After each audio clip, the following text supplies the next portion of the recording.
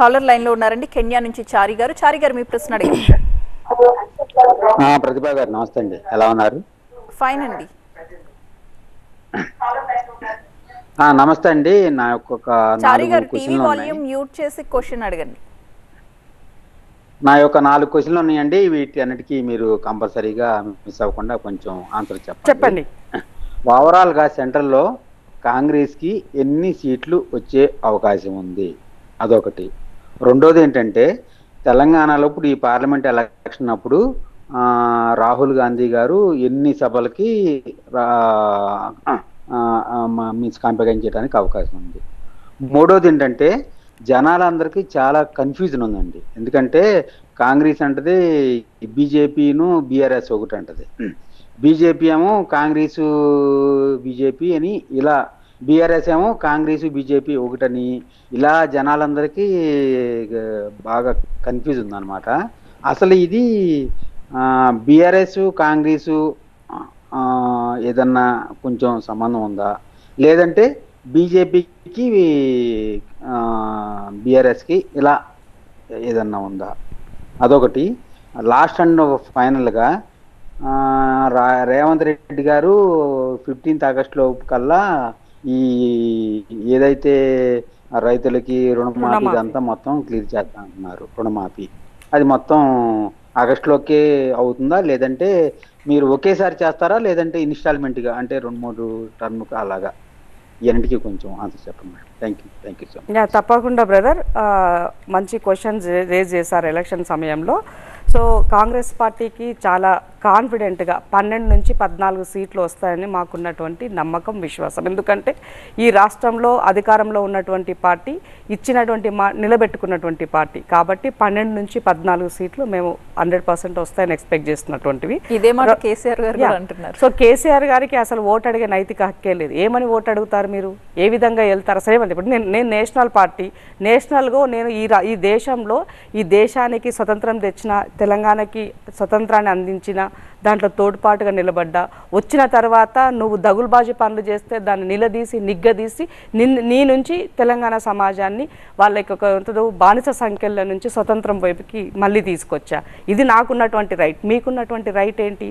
మూడో విషయం, ఇవాళ ఈ రాష్ట్రంలో అంటే ఈ రాష్ట్రంలో ఉన్నటువంటి వాళ్ళకి అంటే దేశంలో ఒక ఆహార భద్రత కార్డు అయినా, ఇవాళ ఒక ఐటీఆర్ ఒక ఏమంటారు ఆర్టీఐ యాక్ట్ తీసుకొచ్చిన, భూ సంస్కరణ తీసుకొచ్చిన, తర్వాత ఆర్థిక సంస్కరణ తీసుకొచ్చిన, బ్యాంకులను నువ్వు ఏది తీసుకున్నా కూడా ఇవాళ కాంగ్రెస్ లేకుండా మనం చూడలేము. ల్యాండ్ అక్విజిషన్ తీసుకొచ్చి పేదవాళ్ళకు భూములు పంచినటువంటి ఇలాంటివి ఎన్నో గొప్ప పనులు కాంగ్రెస్ పార్టీ చేసింది. బట్ ఇవి ఇప్పుడున్నటువంటి ప్రభుత్వం ఎన్డీఏ గవర్నమెంట్ వాటిని నిర్వీర్యం చేస్తూ వచ్చింది. కాబట్టి పేదల పక్షాన నిలబడ్డది కాంగ్రెస్ పార్టీ, సంపన్నుల పక్షాన నిలబడ్డది భారతీయ జనతా పార్టీ. కాబట్టి లాట్ ఆఫ్ డిఫరెన్స్ ఉంది. వీళ్ళకి మద్దతుగా నిలబడింది కేసీఆర్.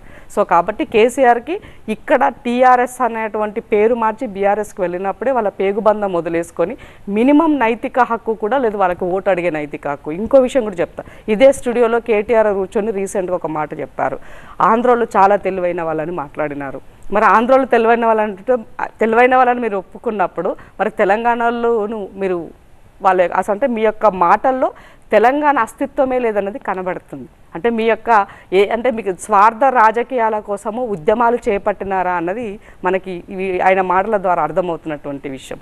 దెన్ సోదరులు ఇంకోటి అడిగారు, రాహుల్ గాంధీ గారు ప్రచారానికి ఎన్ని చేస్తారన్నది. సో రాహుల్ గాంధీ గారు ప్రచారానికి సంబంధించి ఇంకా నెక్స్ట్ మంత్ రాహుల్ గాంధీ గారు, ప్రియాంక గాంధీ గారివి సభలు ఉంటాయి. బట్ వాటివి ఎన్ని అన్నది ఇంకా క్లియర్గా అనేది లేదు అన్న. మూడో విషయము, బీజేపీ బీఆర్ఎస్ ఒకటి 100% ఇవి రెండు ఒకే తాను ముక్కలే. ఎందుకనంటే భారతీయ జనతా పార్టీకి ఇక్కడ ప్రధాన శత్రువు కాంగ్రెస్. సో కాంగ్రెస్ పార్టీ ఎక్కడ దాని గ్రాఫ్ పెరుగుతుందో అన్న దానికోసము బీజేపీ బీఆర్ఎస్తో అంటకాగుతూ వచ్చింది 2014 నుంచి 2023 వరకు. కేసీఆర్ ఎన్ని తప్పులు చేసినా కూడా వాటిని భరిస్తూ వచ్చాడు.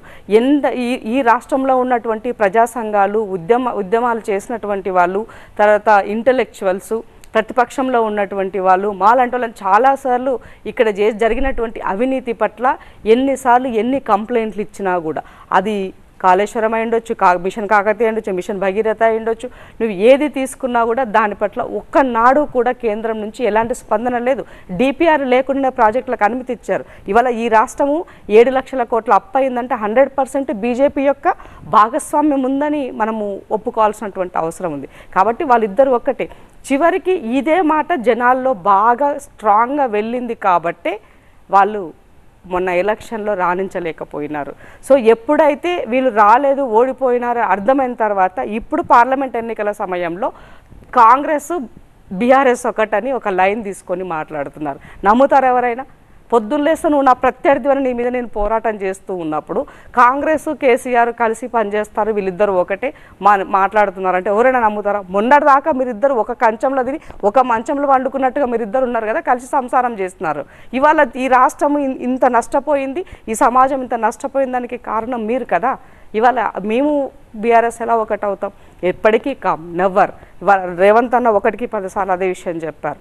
నా ప్రత్యర్థి కేసీఆరే, నేను వాయిదా మీద నా పోరాటం ఈ ప్రజలని విధ్వంసానికి గురి చేస్తున్నాడు. 10 సంవత్సరాల అధికారం ఇస్తే 100 సంవత్సరాల విధ్వంసాన్ని ఇచ్చారు మీరని చెప్పారు. కాబట్టి అది ఎట్టి పరిస్థితుల్లో కూడా కాదు. అందుకనే ప్రజలు ఇప్పటికి కూడా బీజేపీని తెలంగాణ రాష్ట్రంలో విశ్వసిస్తలేరు.